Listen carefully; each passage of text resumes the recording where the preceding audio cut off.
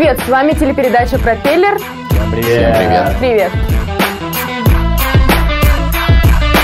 Первый сюжет расскажет нам о танцах, а именно о танцевальном клубе Dance Generation. В танцевальной школе. Ну, клуб школы. Клуб-школа для тебя одно и то же, да? Наш корреспондент посетил эту школу и пообщался с людьми, которые там занимаются как и с детьми, так и взрослыми людьми, которые хотят научиться танцевать. Стоит отметить, что там ребята занимаются именно уличными танцами, то есть это не бальные танцы, там не хастл, не бачата, а это именно хип-хап. Танцы должны быть заложены в тебе, это же идет все с корней нашей То природы. есть про Евгенику мы сейчас будем, да, говорить, если у тебя генами это не заложено? Я Леша, Евгений. В общем, чтобы привлечь самку, нужно обязательно распушить перья и начать танцевать. У тебя есть девушка? Да. Ты как ее склеил? Не танцем. Танец помогает удержать отношения. Я прям представляю. Она не может оставить больного человека. Она пытается уйти, он ламбада. Ну, все же любят танцевать у себя Нет. дома. Ты не любишь танцевать у себя дома? Я и в чужих домах не люблю танцевать. Ну, когда вот музыка включается, Или ты фен. в комнате один, никто не видит перед тобой зеркало. Если вот тебя передо мной что-нибудь зеркало, я один дома, и вдруг включается музыка, я бы побежал. Я бы бежал долго и не останавливался. Привет всем! Мы находимся в гостях у танцоров Dance Generations и узнаем, как они готовятся к первому республиканскому чемпионату.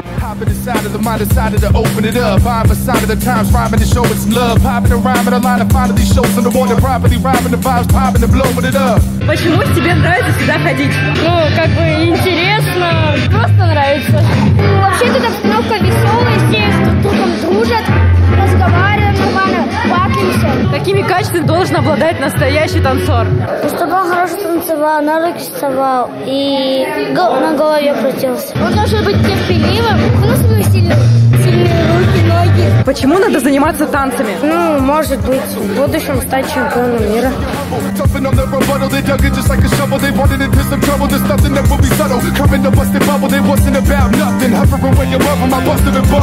Как у вас проходит занятие? Живо и интересно, мы стараемся на занятиях создавать атмосферу хип-хопа. Ну и, конечно, мы берем пример с классической школы, поэтому обязательно и разминка, и база разучивания. Дети должны научиться танцевать не ради победы, не ради общественного признания, а ради удовольствия прежде всего для самих себя. Вот именно батлы, они являются таким стимулом.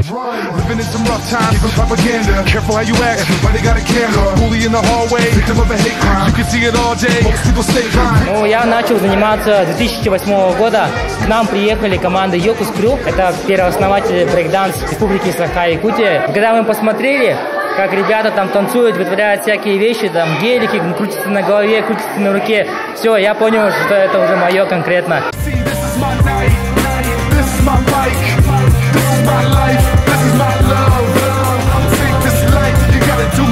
Для меня брейк — это в первую очередь это музыка. Не обязательно вот акробатические элементы. Если делать движения, то они все должны ложиться под музыку.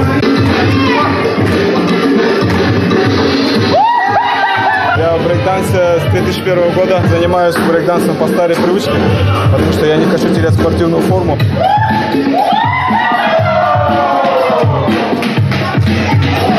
Кто мне что скажет? А? У меня и так работа есть, все есть у меня.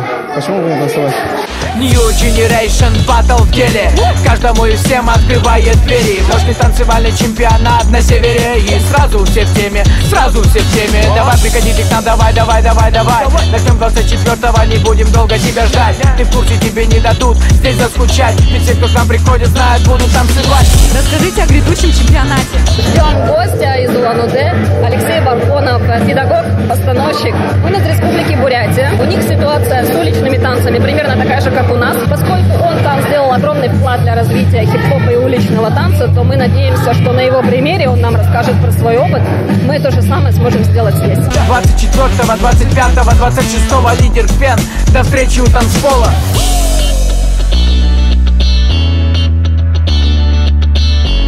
А наш второй сюжет посвящен такому интересному направлению, как земельно-имущественные отношения. Да.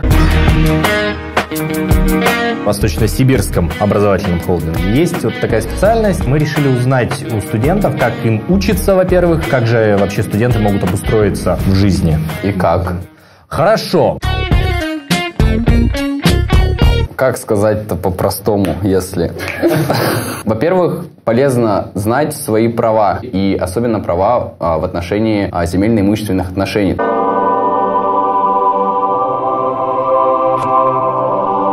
Туда входит практически все, с чем человек сталкивается каждый день. Это и недвижимость, это и дома, и все в этом роде. Дело в том, что мы все, когда взрослеем, начинаем задумываться о собственном жилье, но в конечном счете мало кто задумывается, как же, собственно, будет проистекать покупка этой квартиры. И всем нам в конечном счете приходится с этим сталкиваться, ведь мы все-таки не диогены, живем не в бочках. Вау! Ну, отличие Какое от слово, отсылки. да? Да.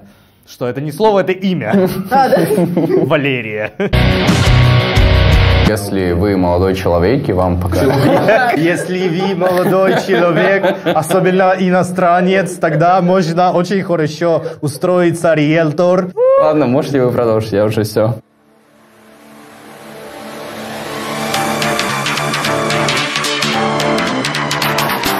Земельно-имущественные отношения – одна из многих специальностей, по которым обучаются студенты Якутского колледжа инновационных технологий. В ней совмещены множество дисциплин из разных областей знаний, от математического анализа и бухгалтерского учета до картографии и геодезии.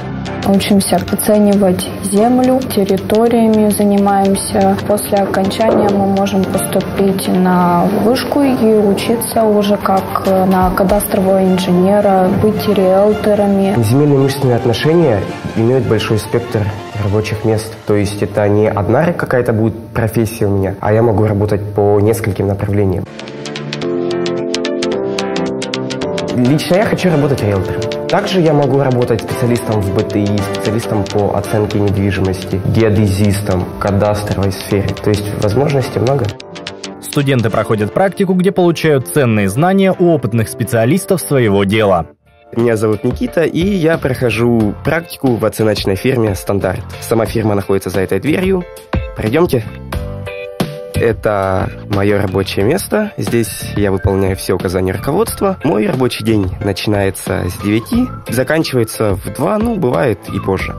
Это Соня, занимается оценкой. Это директор фирмы Майя Васильевна. Если что-то непонятно, то можно к ней обратиться, и она поможет. Что не можем мы себе там по времени позволить, да, какие-то работы. Вот это делают и практиканты. Разгружают очень. Сложности в работе везде и всегда есть немного, но человек должен все преодолевать. Мы занимаемся оценкой недвижимости, оценкой бизнеса, смотрим анализ рынка. Все равно же доставляет удовольствие, когда ты что-то знаешь и чем-то можешь помочь людям. В данный момент я выполняю анализ транспортного рынка. Также у меня задания были выполнить анализ жилого рынка. Мой рабочий день уже, можно сказать, скоро подойдет к концу, и я отправлюсь домой. Недавно из Владивостока вернулась сборная нашей республики, команда КВН «Честность». И вернулась она не просто так, а вернулась с первым местом. Гран-при взяла Бурятия, а мы взяли первое место. Все люди, которые мне встречались, которые из этой области, они достаточно веселые, находчивые и... клубные. Да. Алексей Шибаев, человек с невероятными подмечательными способностями.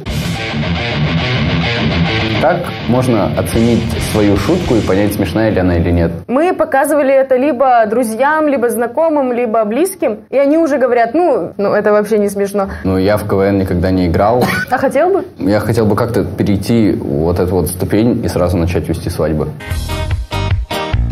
Самое сложное в КВН это, наверное, сплотиться. Даже если вы писали дико смешную шутку, дико смешную поставили, но нужно ее еще же и отыграть. Если вы не сыграетесь, вы хорошей командой КВН никогда не станете.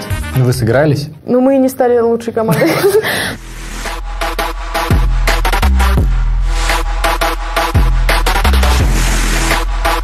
Всем привет. Привет. Привет, я Валерия Толмачева. Николай Вакумов. Меня зовут Вова. Меня зовут Сергей Вакумов, я из команды КВН «Честность». Меня зовут Женя, я руководитель команды КВН «Честность». Наводящие вопросы, пожалуйста. Я сидел, играл в КС, и мне звонит директор лиги, говорит, Жека, он сказал, Евгений, Жека, летите. Я такой, окей. Мне написал Женя Бжеленко, наш руководитель. Давай, полетим.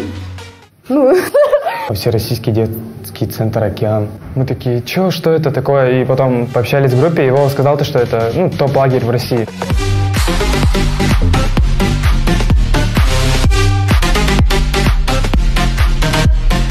Океан находится в 35 километрах от Владивостока. По прилету мы думали, нам дадут отдохнуть, но нет.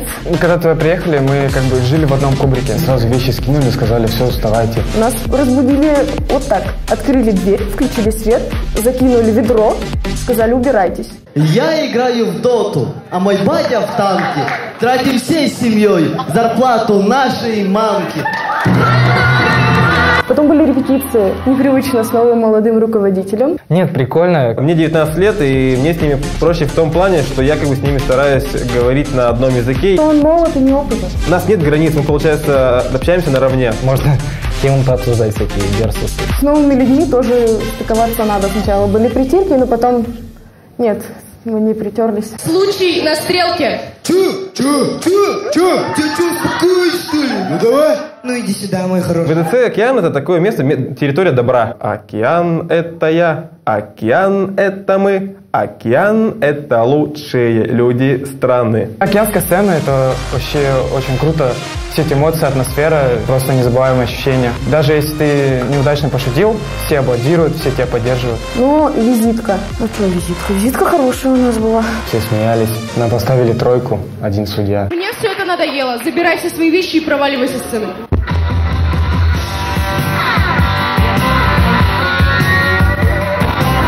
Секунду, сейчас я, короче, покраснел. Продавщицу рынка парень бросил со словами: «Я от тебя ухожу, похожу, посмотрю, если ничего не найду, вернусь». Был биатлон. Биатлон прошел отлично. Вовочка остался. Все на биатлон обычно читают шутки с планшетов всяких. Но я читал с ноутбука. У него не было штрафного круга. Вова получил 6 баллов, и все. Вова выиграл. Потом было музыкальное домашнее задание. Вообще супер прекрасно. Особенно всеми любимый Слава. Он создавал гэги просто на ходу. Нам сделали лицо, выбрили. Я отыграл его брата. Хотите познакомлю? Да. Всем привет! Боже, это кто? Я страшный брат Славы! Слава до сих пор с нюрбы мне шлет сообщение о том, что я мисс коротенькие ножки 2017. Все говорят про Славу, а у нас, кроме Славы, было еще столько человек. Вообще надо про них по-хорошему сказать. Как про них сказать? Вероника, Милена, Иоанна, Мишель, Ваня и Слава. И Кирилл, и Денис, и Андрей. Сижу я, значит, в зале. Сосед мой говорит: а твоя команда кто? Я такой: ну, честность, Якутия. Да, конечно, не смешные. И тут говорят: 1 место Якутия. И я подпрыгнул очень высоко, да. После поездки у нас начались репетиции, мы заявили себя в региональную лигу. Где-то в гараже.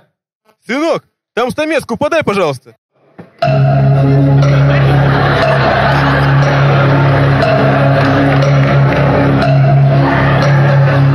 О, спасибо. Я очень сильно хотел тогда играть, я был на настроении прям очень крутом. Так представьте, барабанщик сменил профессию. Так, всем встать!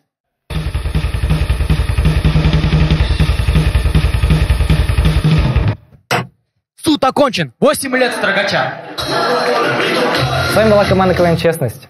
Пока. Как-то так. Спасибо.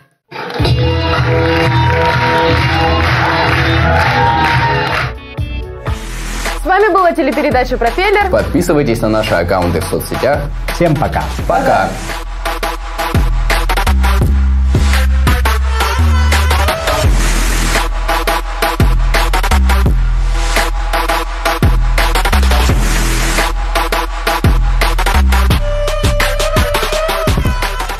Якутский колледж инновационных технологий приглашает школьников 9 и 11 классов получить востребованные специальности: экономика и бухгалтерский учет, право и судебное администрирование, земельные и имущественные отношения, документационное обеспечение и управление, сервис на транспорте и операционная деятельность в логистике. Якит. Будущее в твоих руках.